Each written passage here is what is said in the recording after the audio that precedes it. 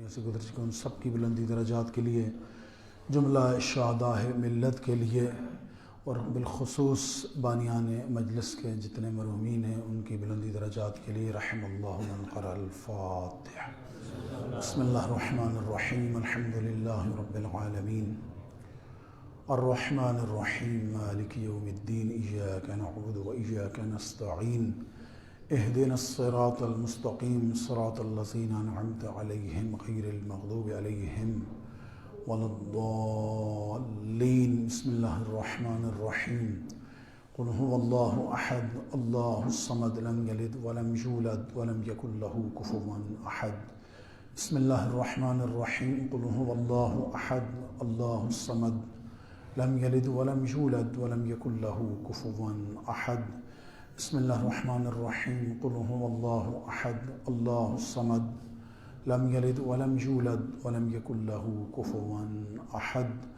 اپنی تمام دعاؤں کی قبولیت کے لیے، اس فرش اعضاء کی قبولیت کے لیے، تمام پڑھنے والوں کے پڑھنا سننا لنگر نیاز کے تمام مرحوم کی بلندی درجات، اور بالخصوص وارث جناب سیدہ منتقم خون آل محمد امام زمان الاسلام کے ظہور کے لیے بآواز بلند صلوات۔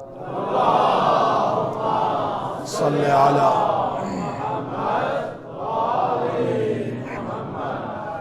اعوذ باللہ من الشیطان اللعین الرجیم، بسم اللہ الرحمن الرحیم، الحمد للہ رب العالمین، بارئ الخلائق اجمعین، والصلاة والسلام والتحیۃ والاکرام علی نبینا وشفیع ذنوبنا وطبیب قلوبنا مولانا ومولا الثقلین جد الحسن والحسین ابی القاسم محمد صلی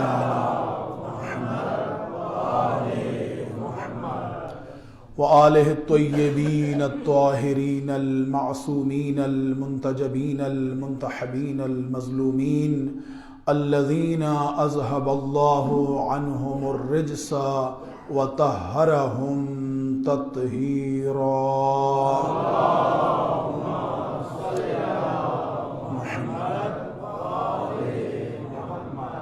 وَلَعْنَةُ اللَّهِ عَلَىٰ أَعْدَائِهِمْ أَجْمَعِينَ مِنْ يَوْمِ عَدَاوَتِهِمْ إِلَىٰ قِيَامِ يَوْمِ الدِّينِ۔ أَمَّا بَعْدُ فَقَدْ قَالَ اللَّهُ الْحَكِيمُ فِي كِتَابِهِ الْمَتِينِ وَفُرْقَانِ الْحَمِيدِ وَقَوْلُهُ الْحَقُّ۔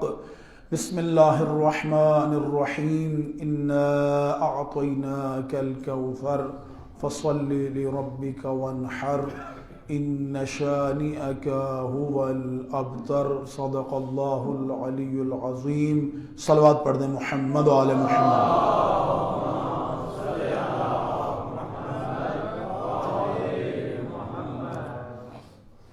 آغاز سخن اس دعا کے ساتھ کہ خداوند عالم ہماری اس مجلس کو اپنی عبادت شمار فرمائے، اور اس عبادت کو اپنے قرب کا ذریعہ قرار دے، اور زبان پر ایسے الفاظ لانے کی توفیق عطا فرمائے جس میں خداوند عالم کی رضا اور خوشنودی اور امام زمان علیہ السلام کی تائید شامل ہو۔ اس دعا کی قبولیت کے لیے خوبصورت ترین صلوات عنایت فرما دیجیے۔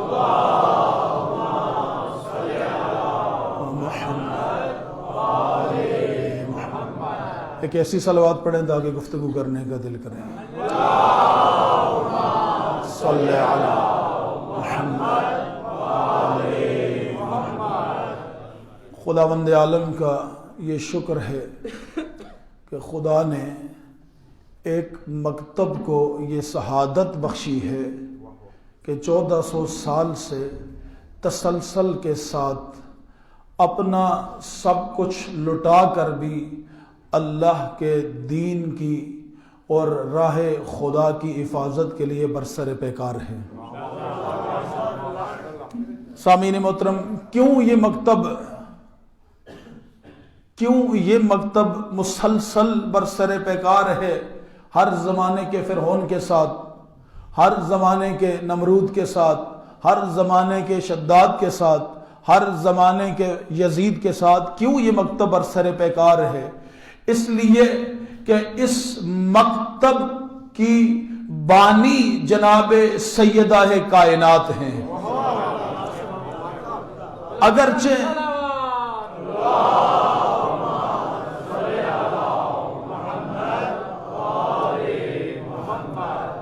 اگرچہ خاتون تھی لیکن دین مبین اسلام کے دفاع کے لیے گھر سے نکل کر ظالموں کے دربار میں خطاب کر کے قیامت تک اپنے آنے والی نسل جو دو قسم کی اولادیں ہیں سیدہ کی، ایک سیدہ کی نسبی اولاد ہے، ایک سیدہ کی حسبی اولاد ہے. بی بی کی دو قسم کی اولادیں ہیں، ایک سیدہ کی نسبی اولاد ہے، ایک سیدہ کی حسبی اولاد ہے. نسبی اولاد سادات ہیں اور حسبی اولاد ہر وہ مانوی فرزند ہے جو 1400 سال سے سیدہ کے راستے پہ ثابت قدم ہے.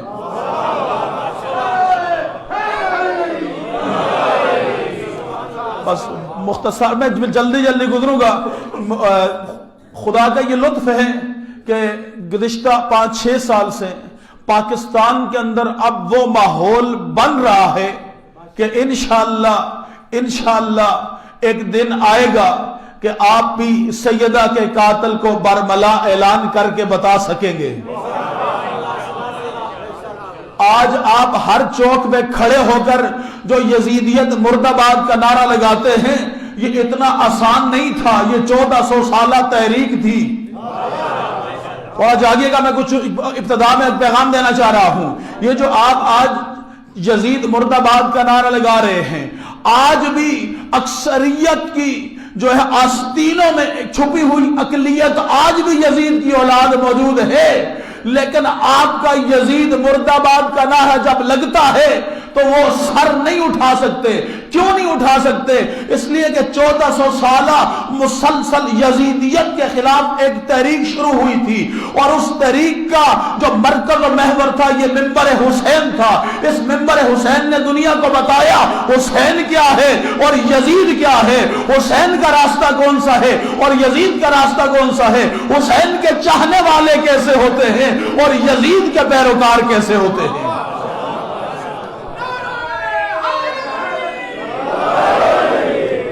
سامعین محترم، جس طرح وہ 1400 سالہ تاریخ تھی نا، اس کے نتیجے میں آج یزید کو اب برملا مرد آباد کہہ سکتے ہیں. انشاءاللہ ایک دن آئے گا. ابھی تو ہم نے کیا ہی کچھ نہیں ہے. ابھی میں پورے یقین کے ساتھ کہہ رہا ہوں، اگر آپ 5-6 سال یا 7 سال پیچھے چلے جائیں تو شاذ و نادر کہیں پر 3 جمادی الثانی کی ایک مجلس ہو جایا کرتی تھی. شاذ و نادر 3 جمادی ثانی کی ایک آدھ مجلس ہو جایا کرتی تھی. لیکن الحمدللہ اب اس طرف مکتب اہل بیت کے پیروکاروں نے رخ کر لیا ہے.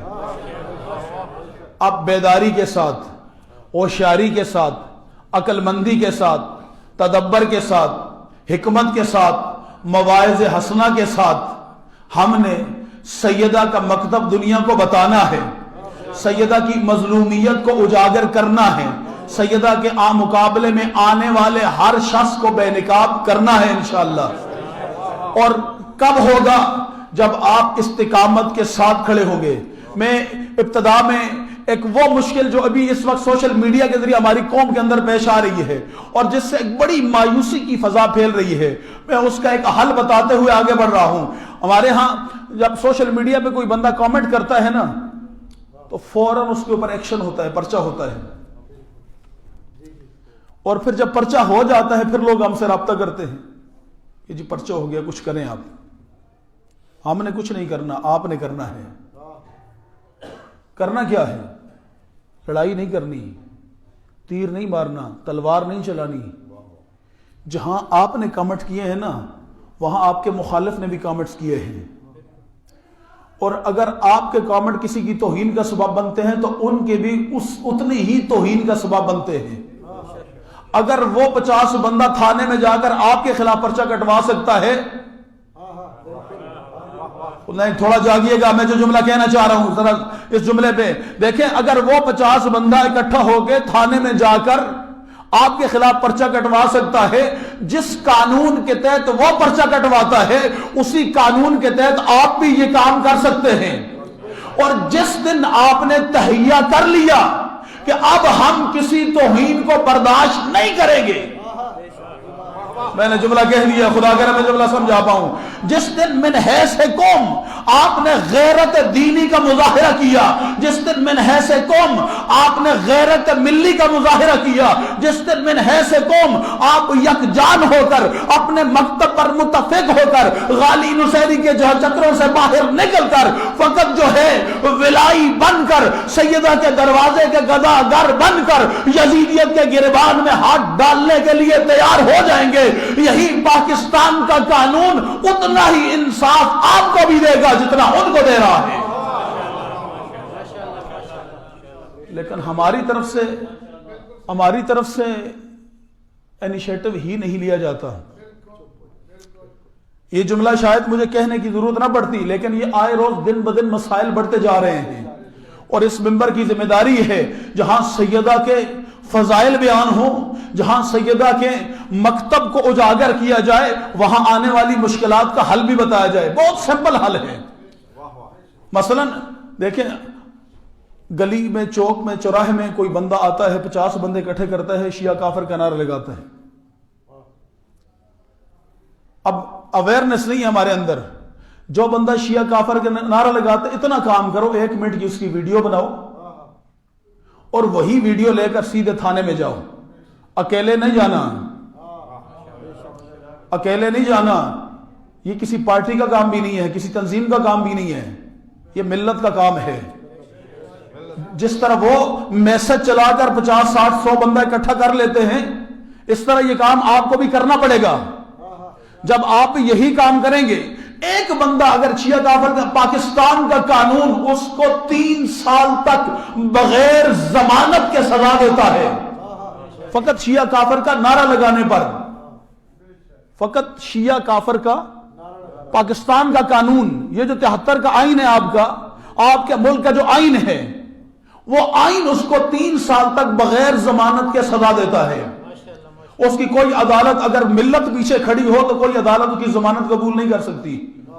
مجھے بتاؤ پھر ہمیں تلوار اٹھانے کی کیا ضرورت ہے؟ جب وہ قانونی جنگ لڑ سکتے ہیں، آپ کیوں نہیں لڑ سکتے؟ میں کیوں نہیں لڑ سکتا؟ سامعین محترم، کیوں؟ اس لیے کہ اب ہم نے سیدہ کو بتانا ہے دنیا کو۔ جناب سیدہ کے حوالے سے جب بھی گفتگو ہوگی، 2 حوالوں سے گفتگو ہوتی ہے۔ ایک، سیدہ کون ہے؟ اب میں نے گفتگو شروع کر دی، تمہید ختم ہوگی میری۔ جب بھی جناب سیدہ کے حوالے سے گفتگو ہوگی، 2 حوالوں سے گفتگو ہوگی۔ ایک، سیدہ کون ہے؟ دوسری، سیدہ کیا ہے؟ ایک، سیدہ کون ہے؟ دوسری، سیدہ کیا ہے؟ سامعین محترم، جب یہ بات آئے گی سیدہ کون ہے، تو پورا پاکستان جانتا ہے کہ سیدہ کون ہے۔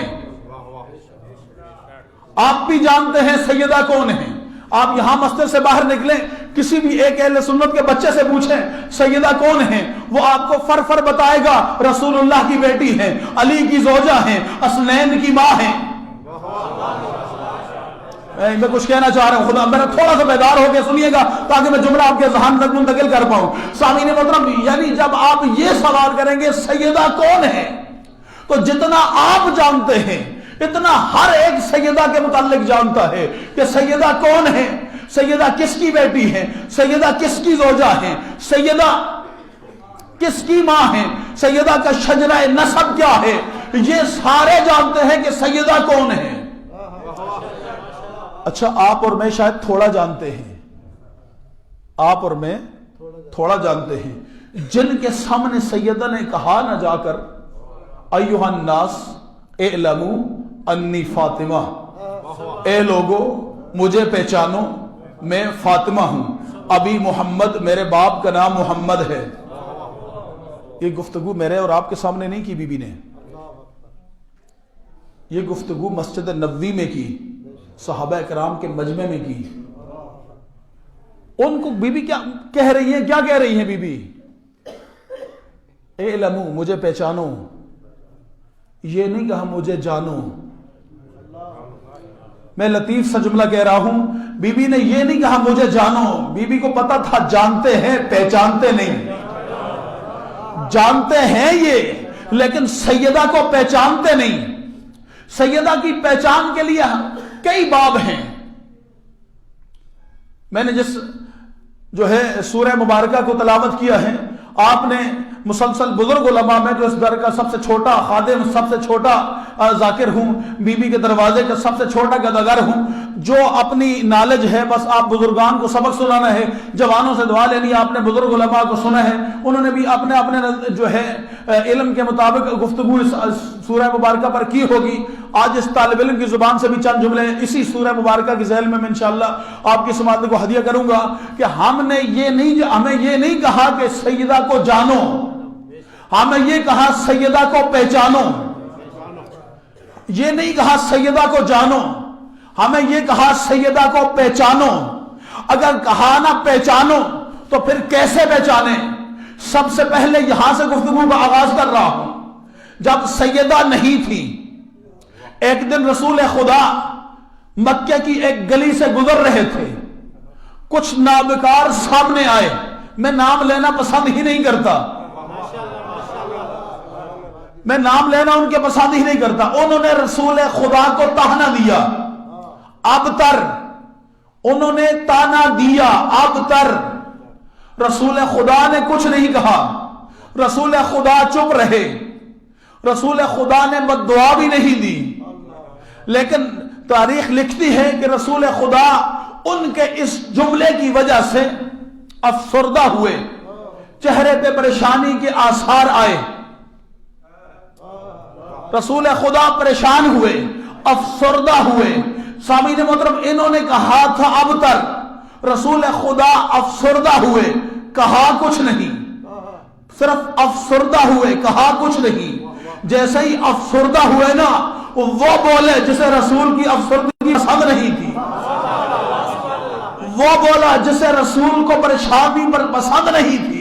اس نے کہا میرے حبیب تو پریشان ہوتا ہے، سن، انا اعطینا کل کوثر، میرے حبیب پریشان نہ ہو، اگر یہ تجھے ابتر کہتے ہیں ہم تجھے کوثر عطا کریں گے۔ یہ تجھے ابتر کہتے ہیں، ہم تجھے کوثر عطا کریں گے۔ اب میں آپ سے ایک سوال کرنا چاہتا ہوں یہاں پر روک کر، سامعین محترم، رسول خدا جواب دے سکتے تھے یا نہیں؟ دے سکتے تھے نا، لیکن جواب نہیں دیا۔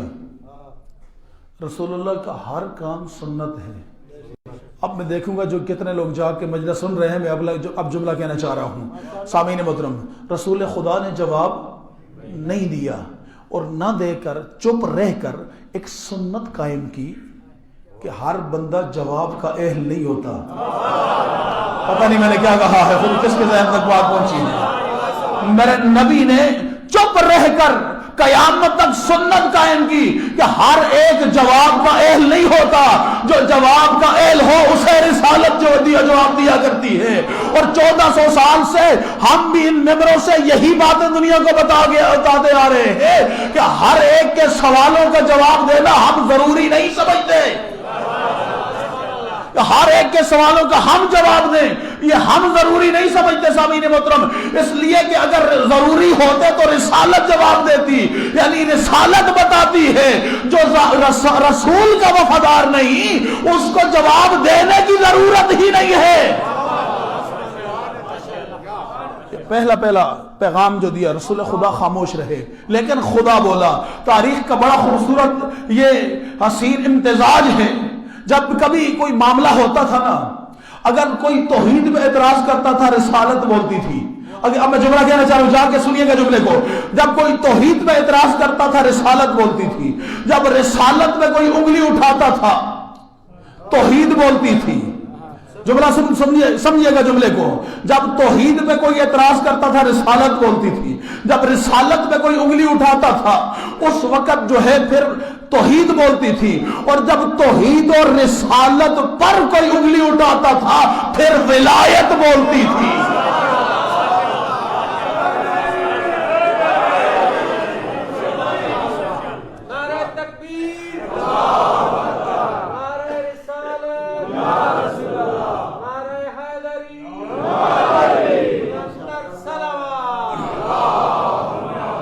صلی علی محمد۔ معلوم ہوا ولایت توحید اور رسالت کی نگہبانی کا نام ہے، اور جب تک دنیا میں نظام میں ولایت باقی رہے گا نہ کوئی توحید میں آ جا سکتی ہے نہ رسالت میں آ جا سکتی ہے۔ اسی لیے تو تکلیف ہے، اس نظام سے تکلیف ہے، ناموں سے تکلیف نہیں ہے۔ سامعین محترم، اب آگے بڑھ رہے ہیں۔ اللہ نے کہہ دیا انا اعطیناک الکوثر، میرے حبیب پریشان ہونے کی ضرورت نہیں، ہم نے آپ کو کوثر عطا کی۔ تین چیزیں ہیں، ذرا سمجھیے گا بات بڑے آرام سے تسلی کے ساتھ۔ ایک ہے دینے والا، ایک ہے جس کو دیا، تیسرا ہے وہ چیز جو دی گئی۔ اب ان تین چیزوں کا کمپیریزن کرنا ہے ہم نے۔ اگر یہ کمپیریزن کر لیا پھر آپ کو اندازہ ہو جائے گا مختصر سا اپنی بساط کے مطابق کہ سیدہ کیا ہے۔ ایک دینے والا، ایک جس کو دیا گیا، ایک جو چیز دی گئی۔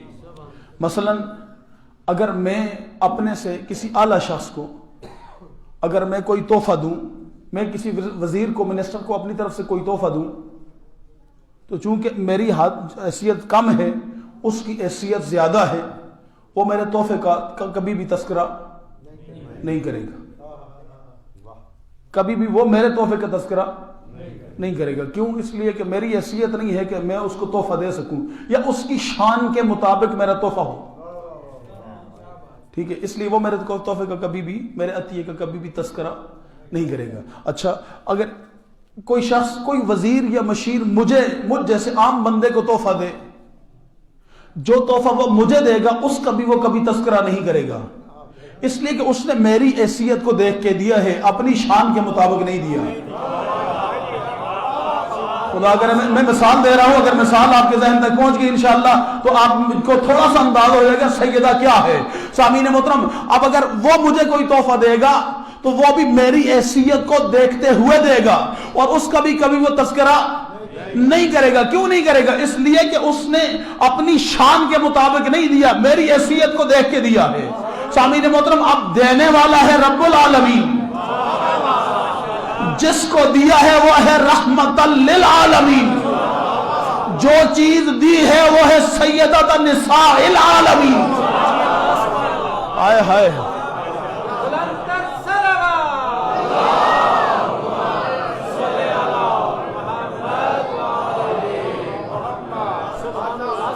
جو چیز دی گئی ہے وہ ہے سیدۃ النساء العالمین۔ اچھا، یہاں تک میرے ساتھ آگے تھوڑا آگے بڑھتے ہیں۔ الفاظ کا انتخاب، کوئی بھی اگر کسی شخص کو پہچاننا ہونا تو معصوم فرماتے ہیں اس کے کلام کو دیکھ لو۔ ہر شخص اپنے کلام کے اندر نظر آتا ہے، ہر شخص اپنے کلام کے اندر جلوگر ہوتا ہے۔ کلام ہے رب العالمین کا، انداز کیا ہے؟ انا، ہم نے، لفظ بڑے خوبصورت ہیں، انا، ہم نے عطا کیا۔ اچھا، اللہ ایک ہے یا بہت ہے؟ ایک ہے نا، کیا کہنا چاہیے تھا؟ انی، میں نے دی، لیکن کہا انا، ہم نے عطا کیا۔ آج اس لفظ سے ہمارے ممبروں سے بعض کا سوء استفادہ ہوتا ہے۔ میں ایک دفعہ ایک مجلس سن رہا تھا، ایک خطیب اب اس دنیا میں نہیں رہے، مجلس پڑھ رہے تھے، انہوں نے انا کا معنی کیا جب وہ اور یہ ملتے ہیں تو ہم بنتے ہیں۔ یہ شرک ہے، یہ شرک ہے۔ اگر انا کے معنی پوچھنے ہیں نا تو آئیے پانچویں امام کے دروازے پہ چلتے ہیں۔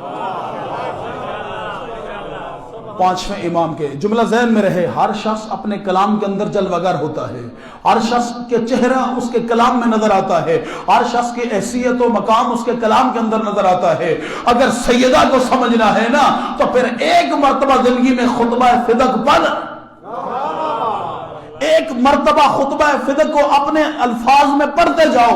جب تم پڑھ جاؤ گے نا ایک مرتبہ خطبہ فدق تو پھر آیت اللہ وحید خراسانی کا یہ جملہ آپ کو ذہن میں بیٹھے گا کہ جناب سیدہ نے رسول خدا نے انگشت کے اشارے سے آسمان پہ چاند کے 2 ٹکڑے کیے ہیں، شق القمر کیا ہے. اور آیت اللہ العظمہ وحید خراسانی فرماتے ہیں کہ جناب سیدہ نے ایک خطبے میں شق القمر کیا ہے.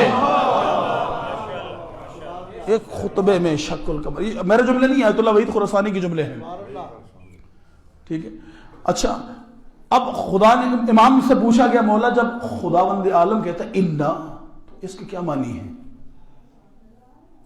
کہا جب خدا اپنے پورے جلال کے ساتھ، پورے جمال کے ساتھ، پوری طاقت کے ساتھ، پوری قدرت کے ساتھ اپنے کسی کلام میں جلوہ گر ہوتا ہے. امام نے جو معنی بیان فرمایا، میں امام کے حدیث کا مفہوم آپ کی سماعت کو ہدیہ کر رہا ہوں. امام نے فرمایا جب خداوند عالم جب کسی بات میں اپنی پوری طاقت و قدرت کو یکجا کر کے کوئی کام کرتا ہے تو پھر اللہ وہاں پر لفظ انا استعمال کرتا ہے. یعنی جب اللہ نے کہا انا تو ایک مرتبہ خدا نے اپنے جلال کو بھی لایا، اپنے جمال کو بھی لایا، اپنی قدرت کو بھی لایا سامعین محترم، اور پھر ساری قدرت کو خداوند عالم نے اکٹھا کر کے پھر ایک مرتبہ کہا انا، میرے حبیب پہچان تو صحیح. ہائے ہائے اب سیدہ کی عظمت پہچانیے. انا، اور پورے قرآن میں 3 چیزیں ہیں انا کے ساتھ. میں پوری ذمہ داری کے ساتھ جملہ کہہ رہا ہوں، پورے قرآن میں انا کے ساتھ 3 چیزیں ہیں. یا انا انزلناہ فی لیلۃ القدر، اے میرے حبیب ہم نے قرآن آپ کو، یا پھر فرما انا ارسلناک، میرے حبیب ہم نے آپ کو بھیجا. اور پھر اگر حبیب کو کوئی چیز دی تو فرما انا اعطیناک الکوثر. اب امت مسلمہ اس لفظ سے انا سے ہی سیدہ کی عظمت کو پہچان لے. جس لفظ کے ساتھ خدا صامد قرآن دیتا ہے اسی لفظ کے ساتھ خدا ناطق قرآن دے رہا ہے.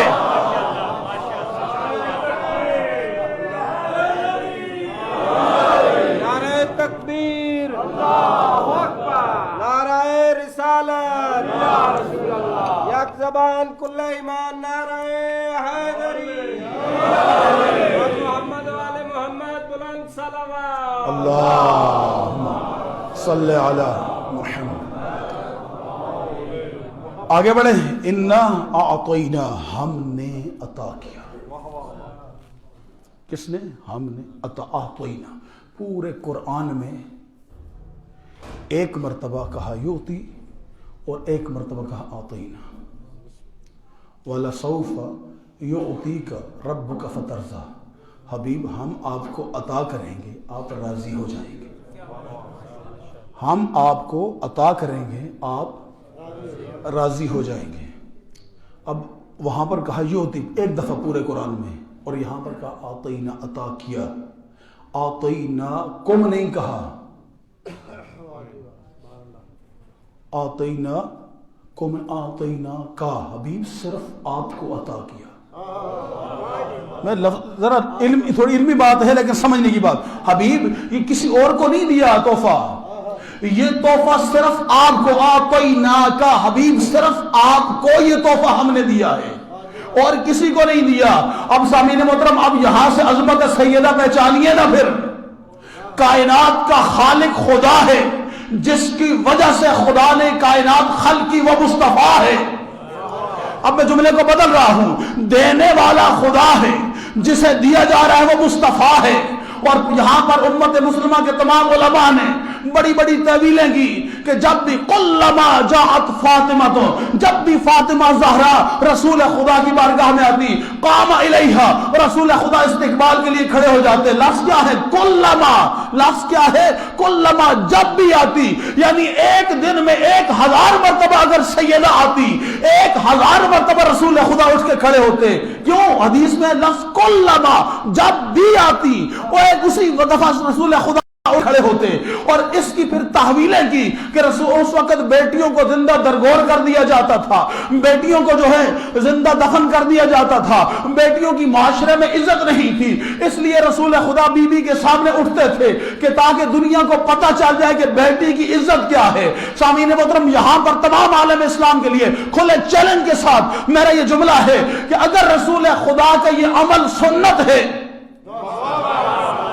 اگر رسول خدا بیٹی کی عظمت بتا رہے تھے اور رسول اللہ کا یہ عمل سنت ہے، تو تمہارے عقیدے میں، میرے عقیدے میں نہیں، تمہارے عقیدے میں سیدہ سے پہلے 3 اور بھی تھی؟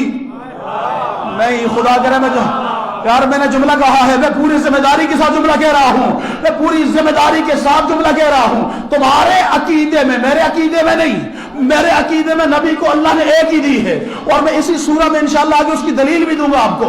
سامعین محترم، تمہارے عقیدے میں اللہ نے نبی کو اور بھی بیٹیاں دی تھی، اگر بیٹی کی عظمت بتانی ہوتی تو پھر رسول خدا باقیوں کے سامنے بھی ویسے ہی اٹھتے۔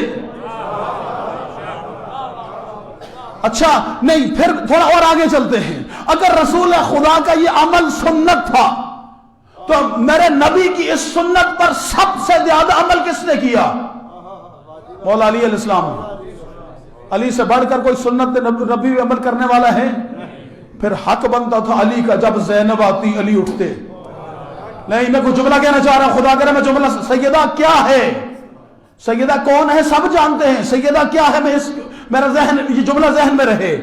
سامعین محترم، اگر ہم اس کو کہیں کہ بی بی کے سامنے جو اٹھتے تھے بیٹی کی تعظیم تھی یا بیٹی کا مقام و مرتبہ بتانا تھا، تو پھر تو یہ عمل رسول پاک کا امت کے لیے سنت ہے، اور رسول خدا کی سنت پہ سب سے زیادہ عمل کرنے والا مولا علی ہے۔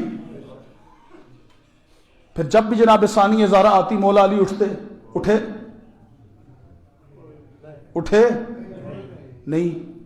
اچھا چلے تو ادھر چلے جاتے ہیں، ان کے گھر چلتے ہیں۔ اگر بیٹی کی عظمت اتنی ہی تھی ہوتی تو جہاں ام المومنین تھی وہاں بیٹی بھی تھی۔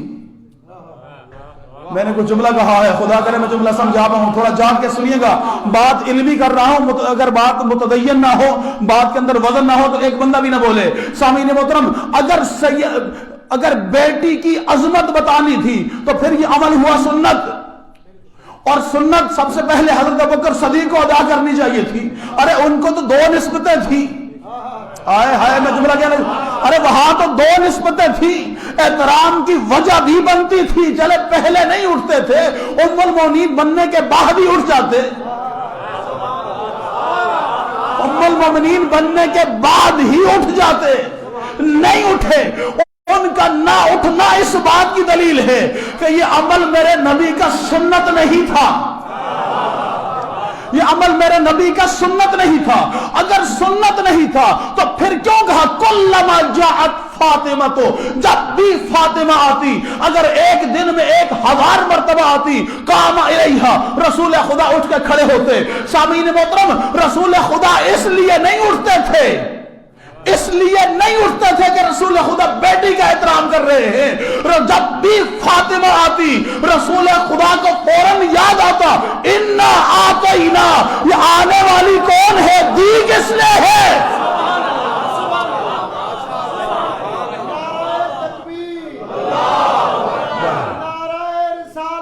یا رسول اللہ،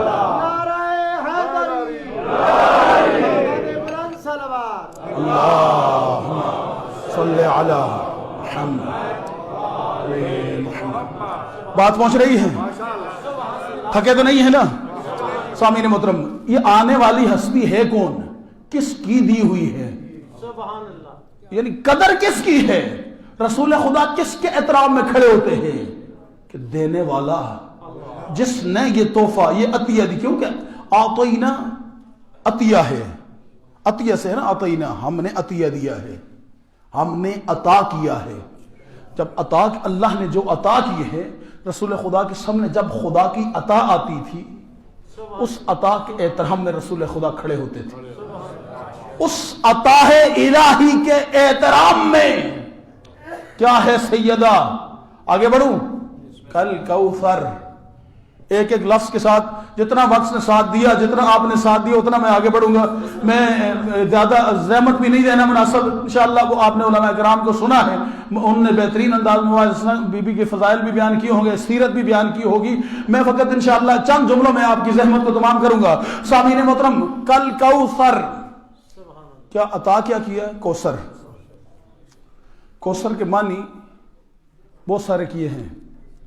کسی نے کہا حوض کوثر ہے، کسی نے کوثر جنت میں ایک نہر کا نام ہے. یہ مختلف معنی ہے. فخر رازی نے سارے معنی کو تفسیر کبیر میں اکٹھا کیا ہے. اہل سنت کی طرف سے بات کر رہا ہوں. لیکن ایک روایت جس پہ شیعہ سنی دونوں طرف پہ نقل ہوئی ہے وہ ہے حضرت عبداللہ بن ابی عباس کی روایت. یہ ذہن میرے سیدہ کیا ہے، سیدہ کون ہے میں نہیں پڑھ رہا، سیدہ کیا ہے، بس اس پہ یہ جملہ ذہن میں رہے. ایک معنی مشترک ہے دونوں طرف، اور یہ رسول خدا سے روایت ہے کہ کوثر کے معنی ہے خیر کثیر. کوثر کے معنی خیر، اس پہ دونوں اجماع ہے شیعہ کا بھی اور سنی کا بھی. ایک معنی کوثر کا خیر کثیر. خیر کہتے ہیں نیکی کو، اچھائی کو، بلائی کو، اور کثیر جس کے اندر کثرت ہو. اب سیدہ کیا ہے ذہن میں رہیں. خداوند عالم نے انسان کو کتنی نعمات عطا کی ہیں، انسان کو کتنی نعمات عطا کی. اگر انسان اپنے وجود کے اوپر فقط نگاہ کر لے، جو انسان کے ظاہری وجود کے اندر نعمات ہیں، گن سکتا ہے؟ جو آپ کے معاشرے میں پھیلی ہوئی نعمات آپ کے لیے ہیں، اللہ نے خود قرآن میں کہا لا تحصوها ان تعدوا علی نعمت اللہ لا تحصوها. اگر تم اللہ کی نعمتوں کو شمار کرنے لگ جاؤ، لا تحصوها، تم کبھی بھی شمار نہیں کر سکتے. کن نعمتوں کو شمار نہیں کر سکتے؟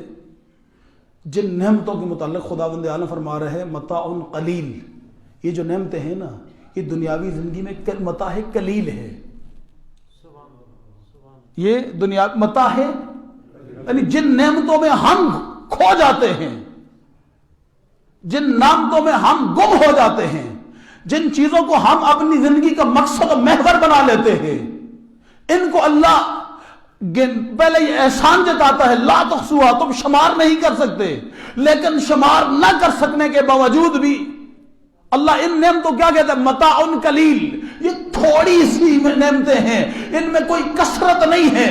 تو سامعین محترم، اب یہاں پر کثرت کا معنی سمجھیے گا کہ کثیر جب کہا، جو نعمتیں ہیں ساری خیر.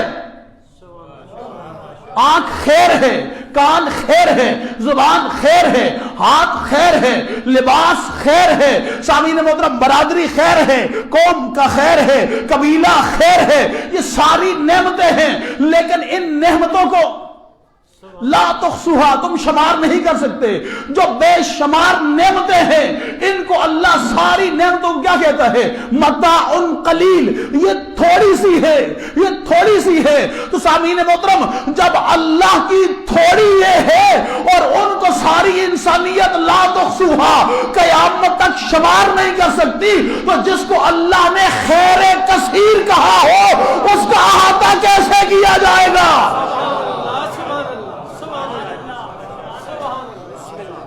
قلیل کو اگر نہیں سمجھ سکتے تو جو کثیر، جس کو کہا خیر کثیر، یہ اعطیناک الکوثر.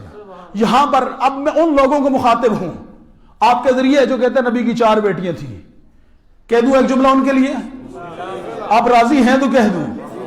میں نے پہلے کہا ہے نا، میں مناظرانہ گفتگو کا عادی نہیں ہوں، لیکن کم از کم جواب تو بنتا ہے نا کہ 4 تھیں. ہمیں اعتراض نہیں 4000 بھی ہوں. جو نبی ہمیں 1 منواتے، اگر وہ 4000 منوائے ہم ماننے کے لیے تیار ہیں، اس لیے کہ ہماری زندگی یہ تحت پہ گزرتی ہے. اگر 4000 ہوتی تو ہماری صحت پہ کیا اثر پڑتا. لیکن ہمارا سوال اپنی جگہ پہ قائم ہے کہ کوثر ملی تھی ابتر کے جواب میں.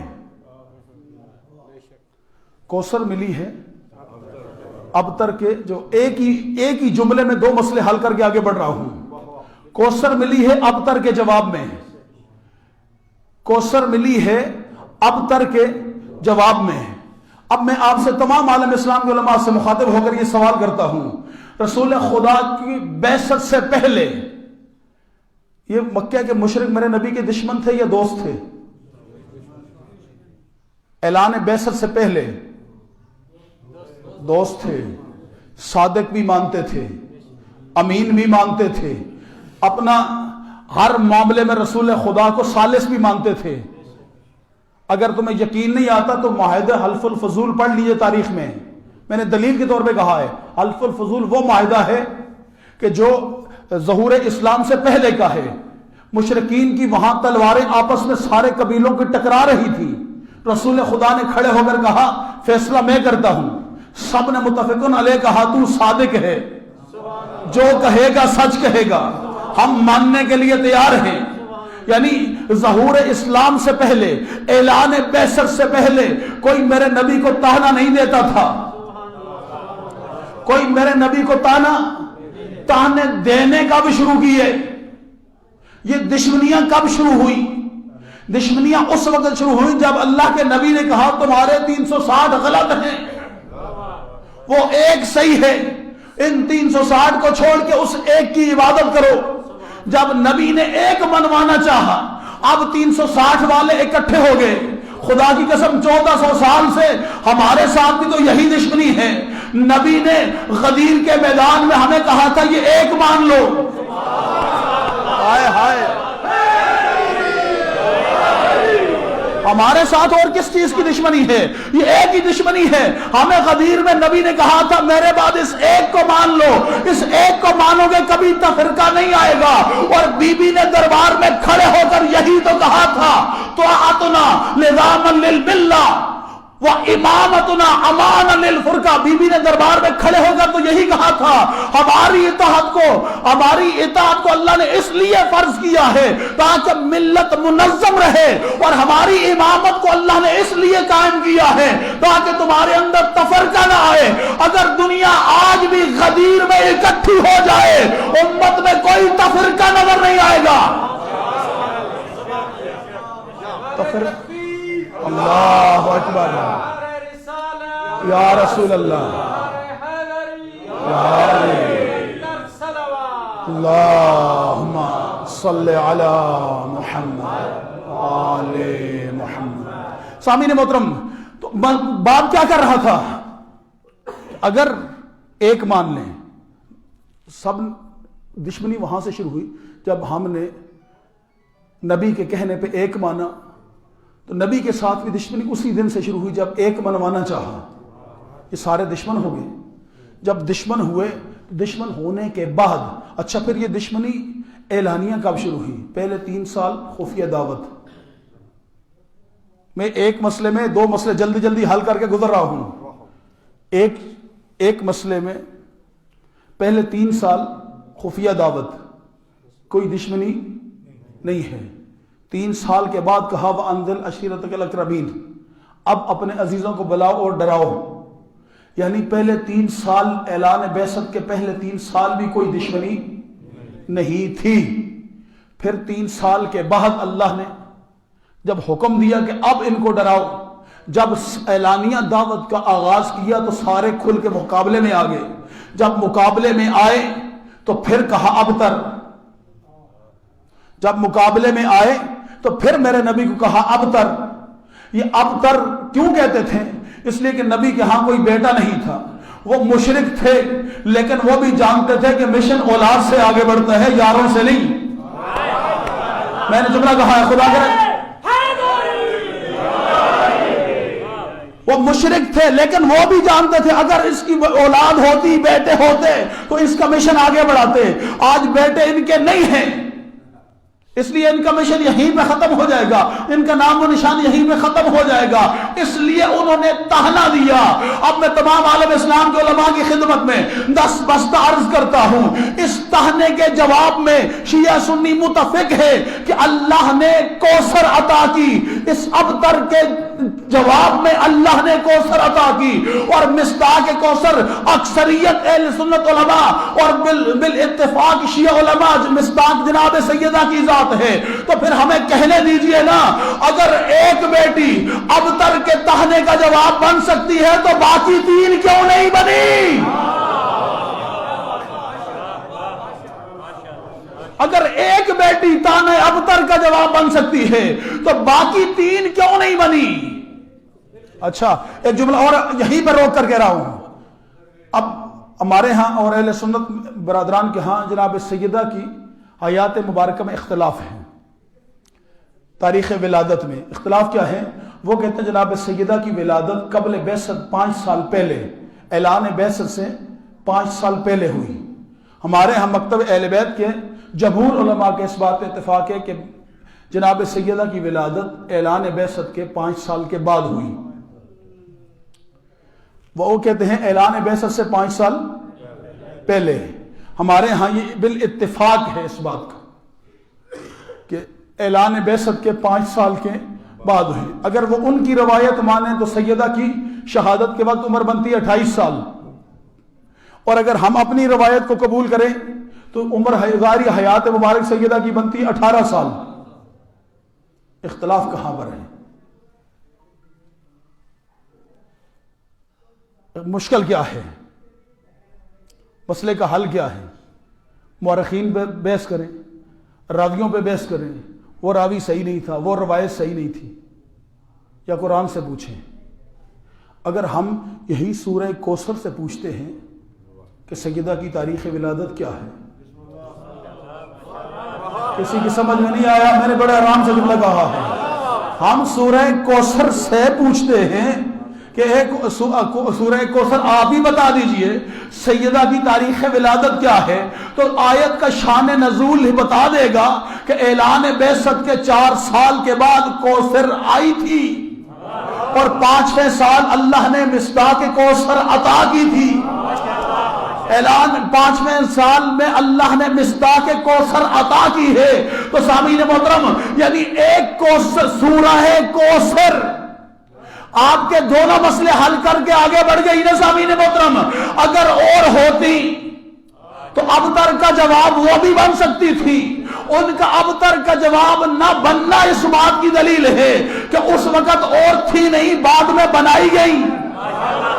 اب میں جملہ آگے بڑھ رہا ہوں، بالکل جلدی سے گزر رہا ہوں، اس وقت تھی نہیں، بعد میں بنائی گئی۔ اور سامعین محترم، پھر سیدہ کی تاریخ ولادت اور شہادت میں اختلاف ڈال کر سیدہ کی شخصیت کو چھپانے کی جو کوشش، مذموم کوشش کی راویوں کے ذریعے، خدا نے کہا تم جتنا بھی چھپاتے رہو سیدہ کو، سیدہ کیا ہے میں قرآن سے بتاؤں گا۔ لبیک یا زہرا، لبیک یا زہرا، لبیک یا زہرا، لبیک یا زہرا۔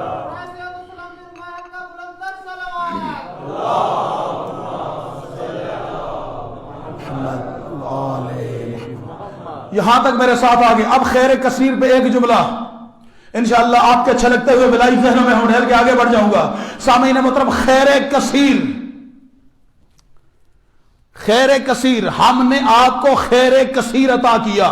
سیدہ کی اگر اولاد کی بات کریں تو اولاد جو نسبی اولاد ہے اس میں بھی ایک خاص اولاد ہے، ایک عام اولاد ہے۔ خاص اولاد حسن سے لے کر مہدی تک ہے،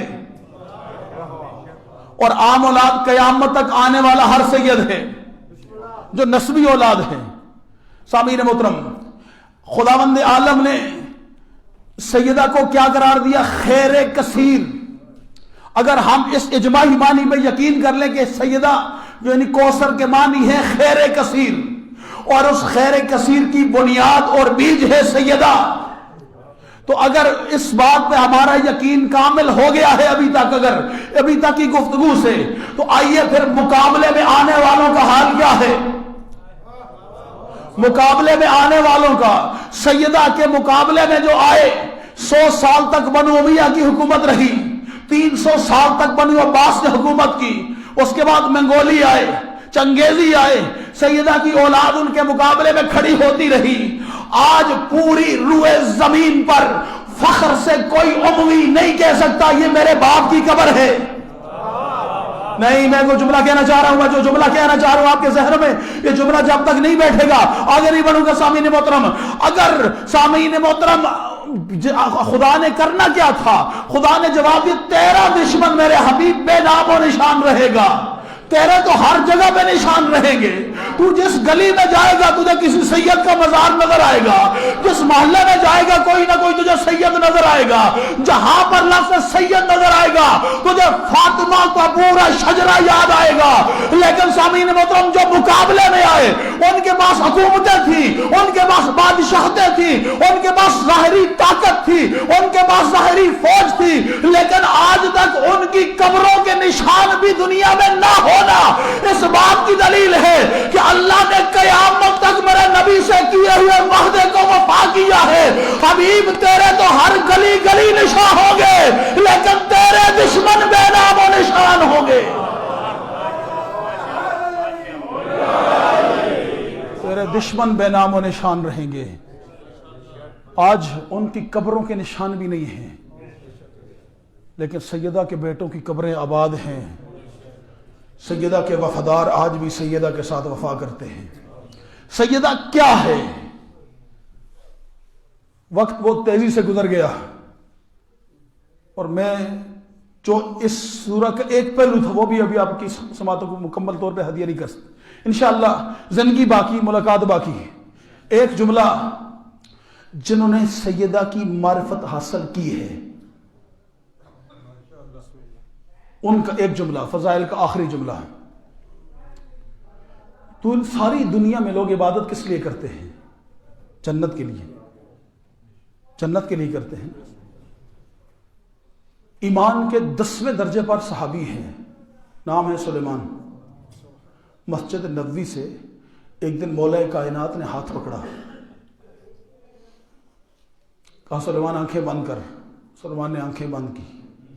کچھ دیر کے بعد علی نے کہا سلیمان آنکھیں کھول۔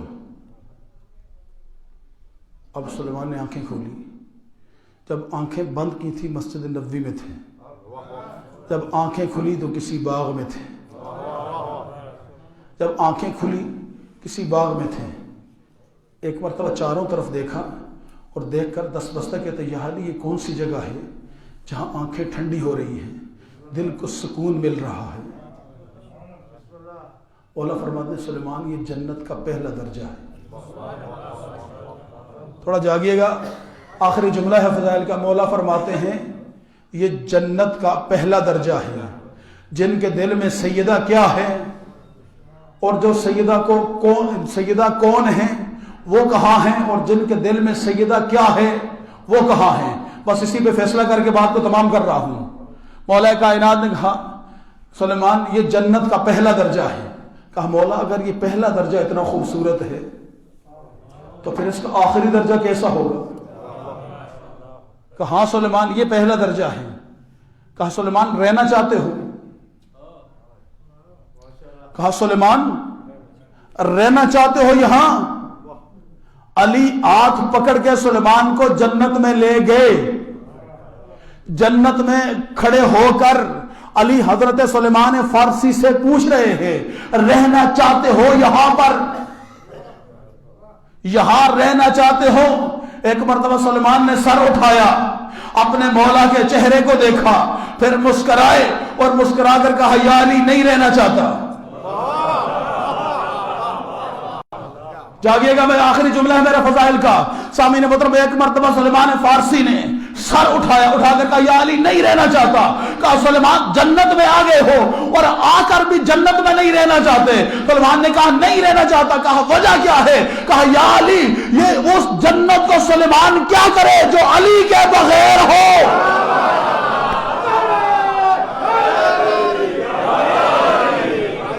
ارے جس نے سیدہ کے دروازے پہ اپنی ریش مبارک سے جھاڑو لگوایا ہے اس نے قیامت تک اس دروازے پہ رہنے والوں کو یہ پیغام دیا ہے جنت باغ کسی باغ کا سیدہ کے دروازے کی نوکری کا نام جنت ہے۔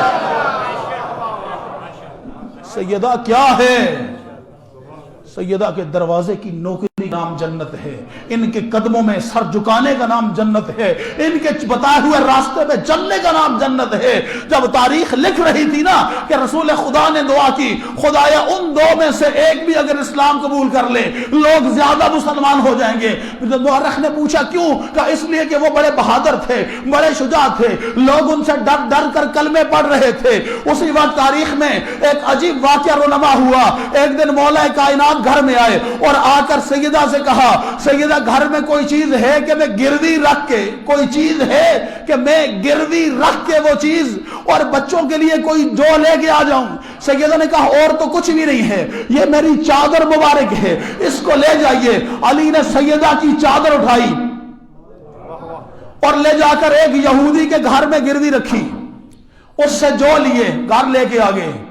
یہودی نے چادر کو اٹھایا، تہ کر کے اپنی کمرے میں اونچی جگہ پہ رکھ دیا۔ یہودی کو نہیں پتا کہ میرے گھر میں کیا آیا ہے۔ آدھی رات کے وقت اچانک کمرے میں داخل ہوا، کیا دیکھا کہ گھر سے اس جگہ سے ایک نور کی شعاع نکلتی ہے، آسمان کی طرف جاتی ہے۔ ایک نور کی شعاع نکلتی ہے، آسمان کی طرف جاتی ہے۔ پھر پلٹا، بیوی کو بلایا، شاید میری آنکھیں دھوکہ کھا رہی ہوں۔ بیوی آئی، دیکھا وہی نور کی شعاع ہے جو اس جگہ سے اٹھ رہی ہے، آسمان کی طرف جا رہی ہے۔ پریشان ہوئے، شاید ہماری آنکھیں دھوکہ کھا رہی ہوں۔ اپنے بچوں کو بلایا، بچے آئے، انہوں نے بھی منظر کی تصدیق کی، پھر بھی یقین نہیں ہے، اپنے خاندان کو بلایا۔ حتیٰ کہ روایت کہتی 80 یہودی خاندان کے افراد اکٹھے ہو گئے۔ جب 80 لوگ اکٹھے ہوئے نا، پھر اس مالک یہودی سے پوچھتے ہیں اس جگہ پر تو نے رکھا کیا تھا؟ کہا اور تو مجھے نہیں پتا، علی نے ایک چادر لا کر دی تھی، وہ چادر میں نے یہاں رکھی تھی، اور یہ جو نور نکل رہا ہے اسی چادر میں سے نکل رہا ہے۔ بس اس چادر کے نکلتے ہوئے نور کو دیکھ کر 80 یہودیوں نے اسی وقت کلمہ پڑھا، سر سجدے میں رکھا اور قیامت تک دنیا کو پیغام دیا، اسلام تمہاری تلوار کے یہی کپڑا جب جسم عطر سیدہ کے ساتھ مس ہو، اس کپڑے کی اگر اتنی فضیلت ہے کہ 80 یہودی فقط کپڑے کا صاحب کا جملہ بڑے آرام سے میں نے جملہ کیا کہا ہے، سوچ کے روئیے۔ ایک جملہ سیدوں کے لیے کہوں، اگر تمہارے کو خاندان کا فرد فوت ہو جائے نا تو کیا کرتے؟ دوڑ کے جاتے ہو، جب موقع ملتا ہے قبر پہ جاتے ہو، چند باتیں قبر کے ساتھ کر کے، تو آنسو قبر پہ کھڑے ہو کے بہا کے تھوڑا دل کو تسلی مل جاتی ہے، واپس آ جاتے ہو۔ عزیزان السیدہ کا ایک بیٹا ہے جو پردہ غیب میں ہے،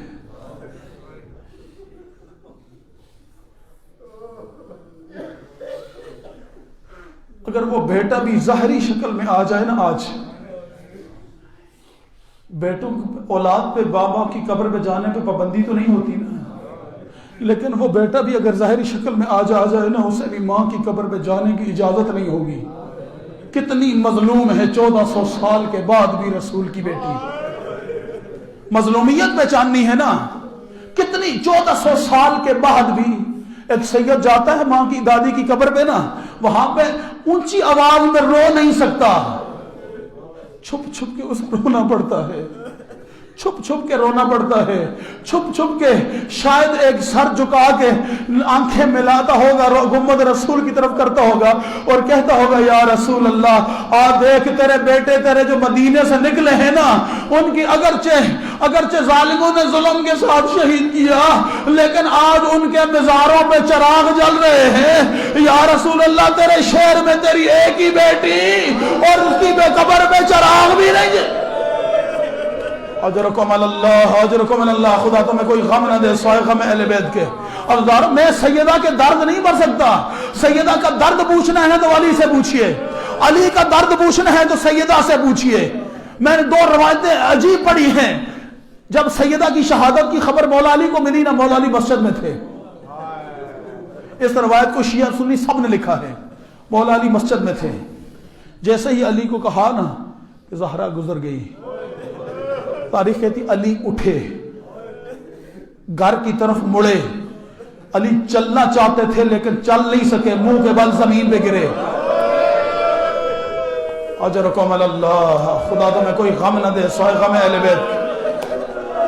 علی چلنا چاہتے تھے، چل نہیں سکے. علی منہ کے بل زمین پہ گرے، پھر علی اٹھے. پھر علی چلنا چاہتے تھے، پھر علی چل نہیں سکے، پھر علی منہ کے بل زمین پہ گرے. بس ایک بزرگ عالم دین نے اس منظر کو اس الفاظ میں جو ہے بند کیا ہے. وہ کہتے ہیں علی جب تیسری مرتبہ علی منہ کے بل زمین پہ گرے نا، تو پھر علی ایسے گھر میں آئے جیسے حسین اکبر کی لاش پہ.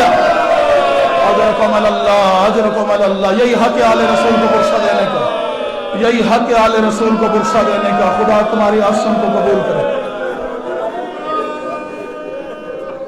یہی حق. آج کس کو برسہ دینے آئے ہوں؟ ازدارہ جب حسین کی مجلس ہوتی ہے نا، سارے کہتے ہیں آؤ اس بی بی کو برسہ دے جو بقیہ سے آتی ہے. آپ میں کہتا ہوں آج رسول کو برسہ دیتے ہیں. یا رسول اللہ، تیری ایک ہی بیٹی تو تھی ہمارے پاس، ہم اس امانت کی بھی حفاظت. ہاں آج اسی بی بی کے اس بیٹے کو ایک جملہ امام زمان کی بارگاہ میں کہہ دیں. کیوں یہ جملہ میں نے کہا امام زمان کی بارگاہ میں؟ آیت اللہ مستنبت نے، آرام سے چند جملے میرا دل ہے، میں مصاحب کے پتہ نہیں دن کی وفا کرے نہ کرے. آیت اللہ مستنبت نے یہ روایت نقل کی ہے. وہ کہتے ہیں کہ جب جناب سیدہ کے جناب اس ملعون نے، کنفذ ملعون نے تلوار کے دستے کے ساتھ پہلو شکستہ پہ، پہلو پہ تلوار کا دستہ مارا، سیدہ منہ کے بال زمین پہ گری. سیدہ نے وہاں آیت اللہ مستنبت نے دونوں روایتیں لکھی ہیں. پہلی روایت کہتے ہیں جناب سیدہ نے پہلی آواز جناب فضہ کو دی، یا فضہ الیہ، فضہ جلدی آ.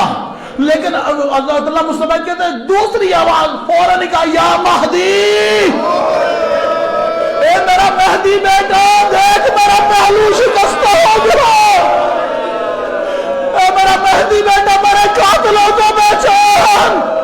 اے میرا مہدی بیٹا میرا محسن شہید ہو. اجرکم اللہ.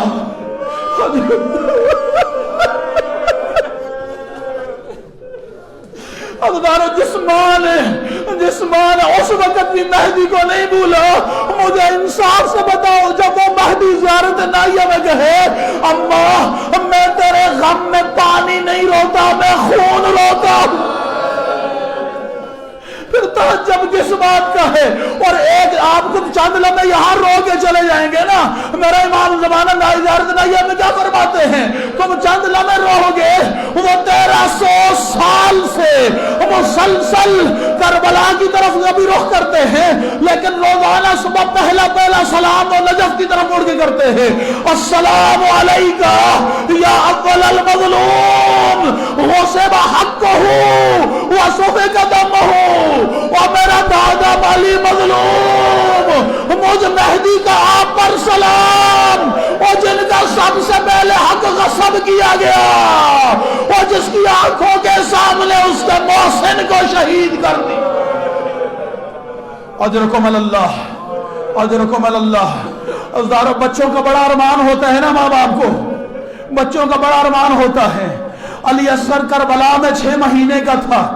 علی اصغر کربلا میں 6 مہینے کا تھا. حسین کے ہاتھوں پہ تیر لگا، حسین کے ہاتھوں پہ تیر لگا.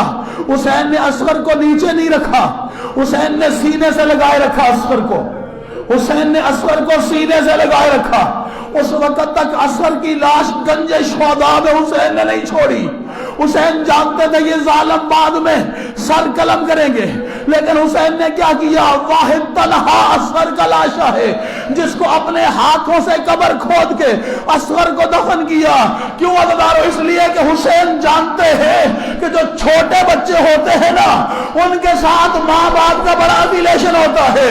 میں کہتا ہوں مولا حسین آپ پر سلام ہے، آپ کے ہاتھوں پہ اصغر کو تیر لگا، مولا آپ پر سلام ہے، آپ نے اپنے ہاتھوں سے اصغر کی قبر کھودی، مولا آپ پر سلام ہے، آپ نے اصغر کے چہرے پہ اپنے ہاتھوں سے مٹی ڈالی، لیکن مولا ایک مرتبہ مدینے میں آئیے، جب زہرا کا محسن شہید ہوا نا عزادارو، اس وقت علی گھر میں موجود تھے، علی کو کرنا کیا چاہیے تھا؟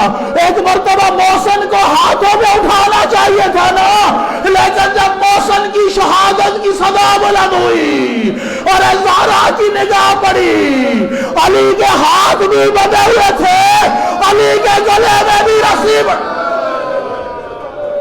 اجرکم اللہ، اجرکم اللہ، خدا تمہیں کوئی غم نہ دے سوائے غم اہل بیت کے۔ یہ درد ہے سیدہ کے عزاداروں میں، کون کون سا درد پڑھوں؟ بس انہی دردوں کے ساتھ ایک دن سیدہ نے، ایک دن علی گھر میں داخل ہوئے نا، جناب سیدہ نے مولا کائنات کو بلایا اپنے پاس، کہا یا علی آئیے میرے پاس بیٹھیے۔ مسلسل رونا ہمارے بس کا کام نہیں ہے، یہ صرف رسول کی بیٹی کا کام ہے۔ 2 منٹ حوصلہ کی روایت سنیے اور اسی پہ تمام کر دوں گا۔ یا علی میرے پاس بیٹھیے۔ علی آئے، سیدہ کے پاس بیٹھ گئے۔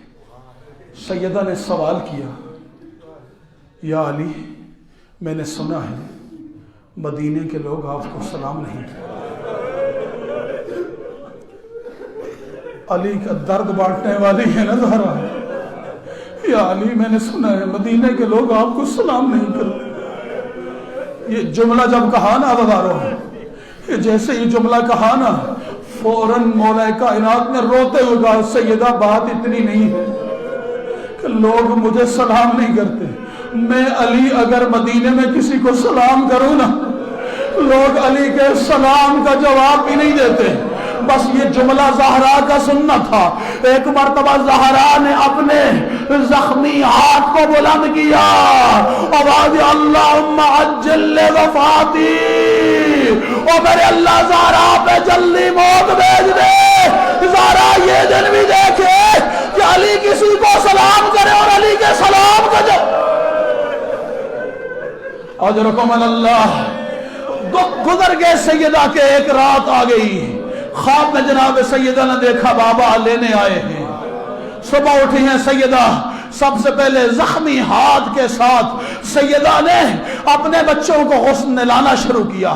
زینب و کلثوم کو نلایا، حسن و حسین کو نلایا، نئے لباس پہنائے، سروں پہ کنگھی کی۔ اسی حالت میں علی گھر میں داخل ہوئے۔ عجب منظر ہے، سیدہ نے جو بچوں کو نہلانا صاف کرنا شروع کیا ہوا ہے، کہا یا سیدہ یہ کیا ضرورت تھی کرنے کی؟ کوئی آپ کی یہ حالت ہے کہ آپ اس حالت میں کچھ کریں؟ اور جناب سیدہ فرماتی یا علی آج رات کو میں نے بابا کو خواب میں دیکھا تھا، بابا نے کہا سیدہ تیری مصیبتوں کا دن ختم ہو گئے، ہم تجھے لینے آئے ہیں۔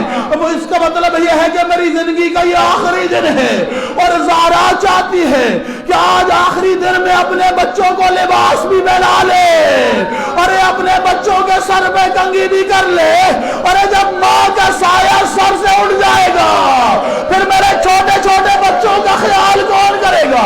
ہزاروں بس زہرا نے جو ہے بچوں کو کپڑے پہنا دیے، پہنانے کے بعد کہا جاؤ بچوں نانا کے روزے پہ، نانا کے روزے پہ جا کر اپنی ماں کی صحتیابی کے لیے دعا کرو۔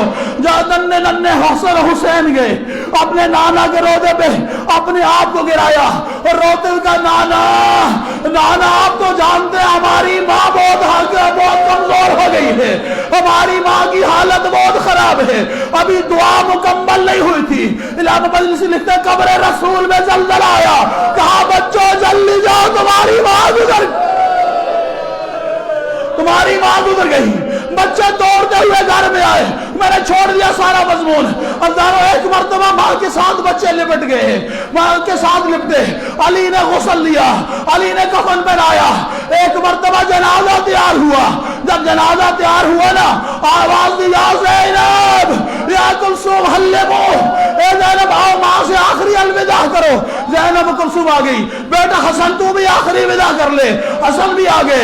اب علی نے اپنے حجرے میں دائیں بائیں دیکھنا شروع کیا، کہیں حسین نظر نہیں آ رہا۔ کیا دیکھا؟ ایک گھر کے کونے میں حسین بیٹھے ہوئے رو رہے ہیں، کہ حسین ماں سے آخری وداع نہیں کر کرو گے؟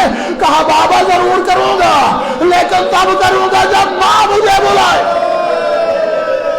تب کروں گا جب ماں مجھے بلائے گی۔ ازدار بس یہ جملہ سننا تھا۔ روایت کہتی ہے ایک مرتبہ بندے کفن ٹوٹے، آؤ میرا کربلا کا پیاسا بیٹا، آؤ میرا کربلا کا غریب بیٹا۔ حسین ماں کے سینے سے لگے، کہا اماں آج تو آئی ہے، عصر عاشور جب شمر کا خنجر چل رہا ہوگا، اماں تیری گود ہوگی، تیرے بیٹے حسین کا سر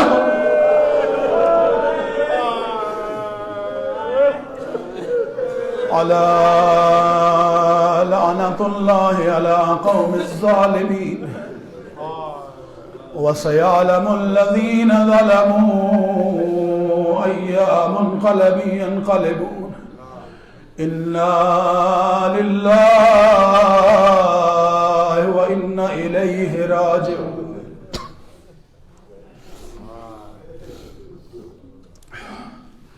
اللهم باسمك العظيم الأعظم الله ذو الجلال والإكرام، يا الله يا الله يا الله، يا رحمن يا رحمن يا رحمن يا رحيم یا رحیم یا رحیم یا ذی الجلال والاکرام، یا اللہ تجھے سیدہ کی عزت و عظمت کا واسطہ ہماری اس کلیسی عبادت کو قبول فرما۔ میرے اللہ ہمارے ناسوں کو شرف قبولیت عطا فرما، میرے اللہ ہمارے ناسوں کو بارگاہ امام زمان علیہ السلام میں شرف قبولیت عطا فرما۔ میرے اللہ تجھے تیری عزت و عظمت کا واسطہ پروردگار 1400 سال سے رسول کی مظلومہ بیٹی آج بھی مظلوم ہے، پروردگار اس مظلومہ بیٹی کے سچے محبوں میں ہمارا شمار فرما، ان کے در کے سچے نوکروں میں ہمارا شمار فرما، اس دروازے کے سچے وفاداروں میں ہمارا شمار فرما۔ پروردگار جہاں پر بھی بی بی کے مشن کی بات ہو، پروردگار ہمیں بڑھ چڑھ کر اس میں آگے بڑھنے کی توفیق عطا فرما، اس راستے میں استقامت عطا فرما، مشکلات پریشانیوں کو گلے لگانے کی توفیق عطا فرما، یزیدیت کے سر کو جھکانے کی توفیق عطا فرما، حسینیت کی سر بلندی کے لیے کام کرنے کی توفیق عطا فرما۔ میرے اللہ تجھے تیری عزت و عظمت کا واسطہ ذکر کے جتنا بھی ثواب ہے، جن مرحومین کے سارے ثواب کے لیے اس مجلس کے انعقاد کے حاضرین کے جتنے مرحومین ہیں، اس مسجد کے جتنے امام برگاہ کے جتنے معاونین دنیا سے گزر چکے مالک، سب کے نام اعمال میں اس کا ثواب درج فرما، جملہ شہداء کے نام اعمال میں اس کا ثواب درج فرما، تمام مرحومین کو اعلی علیین میں بلند مقام عطا فرما۔ پروردگار شہداء کو شہداء کربلا کے ساتھ معشور فرما۔ میرے اللہ سیدہ کے ساتھ وفاداری کرتے ہوئے راہ اہل بیت علیہ السلام میں ہم سب کو شہادت کی موت نصیب فرما۔ میرے اللہ ہم سب کو شہادت کی موت نصیب فرما۔ میرے اللہ اپنے آقا مولا سے جب ہماری ملاقات ہو، میرے اللہ ہم تبھی موت سے نہ جائیں بلکہ ہم اس شہادت کی موت کے ساتھ اپنے آقا مولا سے ملاقات کریں۔ میرے اللہ جتنے مریض ہیں تجھے جناب سیدہ کی شکستہ پہلو کا واسطہ سب کو شفا کامل و عاجل نصیب فرما۔ حاضرین میں ان کے گھروں میں جتنے مریض مالک سب کو شفا کامل و عاجل نصیب فرما۔ جو بے اولاد ہیں صاحب اولاد فرما، جو پریشان حال ان کی پریشانیوں کو دور فرما، جو مقروض ان کے قرضوں کو غیب سے ادا فرما، جو بے گناہ اسیر ہیں جل سے رہائی نصیب فرما۔ آل محمد کے چاہنے والے دنیا کے جس کونے میں بھی آباد ان کی جان مال عزت آبرو ناموس کی حفاظت فرما۔ دشمنان آل محمد جہاں کہیں بھی جس لباس میں نیست و نابود فرما۔ میرے اللہ مملکت خود آزاد پاکستان کی حفاظت فرما۔ اس ملک کے اندرونی بیرونی جتنے دشمن مالک سب کو نیست و نابود فرما۔ میرے اللہ واسطہ محمد و آل محمد علیہ السلام کے انقلاب اسلامی کی حفاظت فرما۔ رہبر معظم کو صحت و سلامتی عطا فرما۔ علماء اعلام راج الظام کا سایہ دراز فرما۔ علماء کے سب بستہ ہو کر یزید کا مقابلہ کرنے کی توفیق عطا فرما۔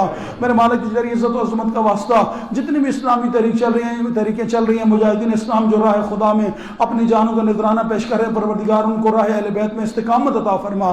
پروردگار استقامت کے ساتھ آگے بڑھنے کی توفیق عطا فرما۔ ان کے مقابلے میں جتنی یزیدی طاقتیں، نمرودی طاقتیں، فرعونی طاقتیں مالک ان کو نیست و نابود فرما۔ بالخصوص ہمارے کشمیر کے بھائی، فلسطین کے بھائی، یمن کے بھائی، نائجیریا کے جتنے مظلوم بھائی مالک ان کو فتح و کامرانی نصیب فرما۔ ان کے مقابلے میں امریکہ، اسرائیل، آل سعود، ہندوستان، ان کی ناجائز اولادیں جس نام کی دنیا میں کام کری مالک سب کو نیست و نابود فرما۔ میرے اللہ تجھے تیری عزت و عظمت کا واسطہ سیدہ کے آخری لال منتقم خون حسین، امام دورہ، حجت دورہ، ولی اعظم امام زمان علیہ السلام کے ظہور میں تعجیل فرما۔ ہم سب کے امام علیہ السلام کی نورانی زیارت نصیب فرما۔ قلب ناظرین امام علیہ السلام کو ہمارے اعمال سے راضی و خوشنود فرما۔ امام علیہ السلام کے عوان و انصار میں سے ہونے کی توفیق عطا فرما۔ ظہور امام علیہ السلام کے لیے ہم سب کو مل کر زمینہ سازی کرنے کی توفیق عطا فرما۔ اور اللہ خصوصاً اگر ہمارے وجود کے اندر ایسی گناہ، خطائیں، لغزشیں، کوتاہیاں جو لشکر امام میں شامل ہونے میں رکاوٹ بنی ہوئی ہیں، پروردگار ظہور امام امام میں رکاوٹ بنی اپنے وجود سے ان کو دور کرنے کی توفیق عطا فرما، عمل و کردار کے ساتھ امام کا سچا عاشق سچا شیعہ بننے کی توفیق عطا فرما۔ یا اللہ ہماری تمام دعائیں قبول بحق علی و بحق بطول، رحم اللہ من قرأ الفاتح۔ بسم اللہ الرحمن الرحیم، الحمد للہ رب العالمین، الرحمن الرحیم، مالک یوم الدین، ایاک نعبد و ایاک نستعین، اہدنا الصراط المستقیم، صراط الذین انعمت علیہم غیر المغضوب علیہم ولا الضالین۔ بسم اللہ الرحمن الرحیم، قل هو اللہ احد اللہ الصمد لم یلد ولم یولد ولم یکن له کفوا احد۔ بسم اللہ الرحمن الرحیم، قل هو اللہ احد اللہ الصمد لم یلد ولم یولد ولم یکن له کفوا احد۔ بسم اللہ الرحمن الرحیم، قل هو اللہ احد اللہ الصمد لم یلد ولم یولد ولم یکن له کفوا احد۔ اللہم صل علی محمد وعلی محمد۔